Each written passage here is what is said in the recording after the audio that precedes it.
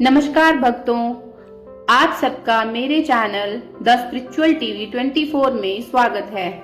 तो आज हम अमलकी एकादशी के व्रत की विधि, आरती और प्रमाणिक व्रत कथा सुनेंगे।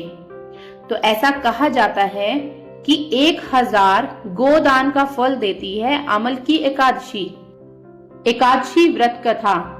मानधाता बोले कि हे वशिष्ठ जी, यदि आप मुझ पर कृपा करें तो किसी ऐसे व्रत की कथा कहिए जिससे मेरा कल्याण हो। महर्षि वशिष्ठ बोले कि हे राजन, सब व्रतों में उत्तम और अंत में मोक्ष देने वाले अमलकी एकादशी के व्रत का मैं वर्णन करता हूँ। यह एकादशी फाल्गुन माह के शुक्ल पक्ष में होती है। इस व्रत के करने से समस्त पाप नष्ट हो जाते हैं। इस व्रत का फल 1000 गोदान के फल के बराबर होता है। अब मैं आपसे एक पौराणिक कथा कहता हूँ, आप ध्यान पूर्वक सुनिए। एक वेदिश नाम का नगर था जिसमें ब्राह्मण, क्षत्रिय, वैश्य और शूद्र चारों वर्ण आनंद सहित रहते थे। उस नगर में सदैव वेद ध्वनि गूंजा करती थी तथा पापी, दुराचारी तथा नास्तिक उस नगर में कोई नहीं था। उस नगर में चैत्ररथ नाम का चंद्रवंशी राजा राज्य करता था। वह अत्यंत विद्वान तथा धर्मी था। उस नगर में कोई भी व्यक्ति दरिद्र व कंजूस नहीं था। सभी नगरवासी विष्णु भक्त थे और अबाल वृद्ध स्त्री पुरुष एकादशी का व्रत किया करते थे। एक समय फाल्गुन मास के शुक्ल पक्ष की अमलकी एकादशी आई। उस दिन राजा, प्रजा तथा बाल वृद्ध सब ने हर्ष पूर्वक व्रत किया। राजा अपनी प्रजा के साथ मंदिर में जाकर पूर्ण कुंभ स्थापित करके धूप, दीप, नैवेद्य, पंचरत्न आदि से धात्री यानी कि आंवले का पूजन करने लगे और इस प्रकार स्तुति करने लगे। हे धात्री, तुम ब्रह्म स्वरूप हो, तुम ब्रह्मा जी द्वारा उत्पन्न हुए हो और समस्त पापों का नाश करने वाले हो। तुमको नमस्कार है। अब तुम मेरा अर्घ स्वीकार करो। तुम रामचंद्र जी के द्वारा सम्मानित हो। मैं आपकी प्रार्थना करता हूँ, अतः आप मेरे समस्त पापों का नाश करो। उस मंदिर में सबने रात्रि को जागरण किया।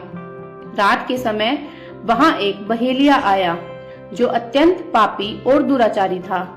वह अपने कुटुंब का पालन जीव हत्या करके किया करता था। भूख और प्यास से अत्यंत व्याकुल वह बहेलिया इस जागरण को देखने के लिए मंदिर के एक कोने में बैठ गया और विष्णु भगवान तथा एकादशी महात्म्य की कथा सुनने लगा। इस प्रकार अन्य मनुष्यों की भांति उसने भी सारी रात जागकर बिता दी। प्रातः काल होते ही सब लोग अपने घर चले गए तो बहेलिया भी अपने घर चला गया। घर जाकर उसने भोजन किया। कुछ समय बीतने के पश्चात उस बहेलिये की मृत्यु हो गई, मगर उस अमलकी एकादशी के व्रत तथा जागरण से उसने राजा विदुरथ के घर जन्म लिया और उसका नाम वसुरथ रखा गया। युवा होने पर वह चतुरंगिनी सेना के सहित तथा धन धान्य से युक्त होकर 10,000 ग्रामों का पालन करने लगा। वह तेज से सूर्य के समान, कांति से चंद्रमा के समान, वीरता में भगवान विष्णु के समान और क्षमा में पृथ्वी के समान था। वह अत्यंत धार्मिक, सत्यवादी, कर्मवीर और विष्णु भक्त था। वह प्रजा का समान भाव से पालन करता था। दान देना उसका नित्य कर्तव्य था। एक दिन राजा शिकार खेलने के लिए गया।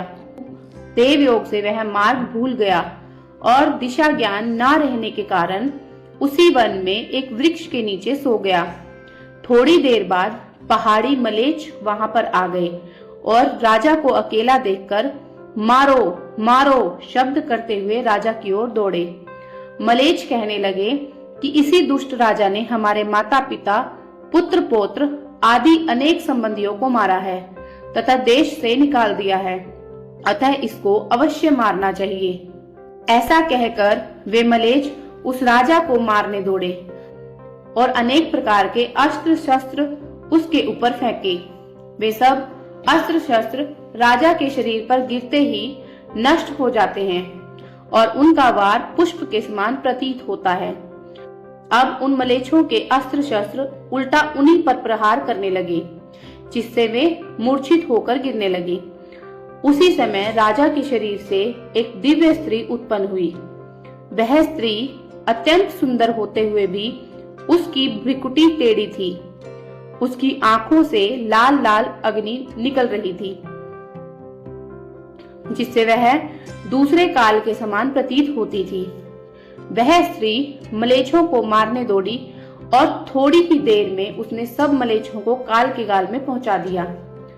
जब राजा सोकर उठा तो उसने मलेच्छों को मरा हुआ देखकर कहा कि इन शत्रुओं को किसने मारा है?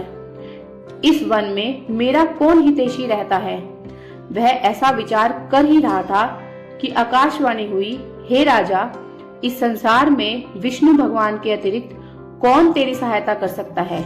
इस आकाशवाणी को सुनकर राजा अपने राज्य में आ गया और सुखपूर्वक राज्य करने लगा। महर्षि वशिष्ठ बोले कि हे राजन, यह अमलकी एकादशी के व्रत का प्रभाव होता है।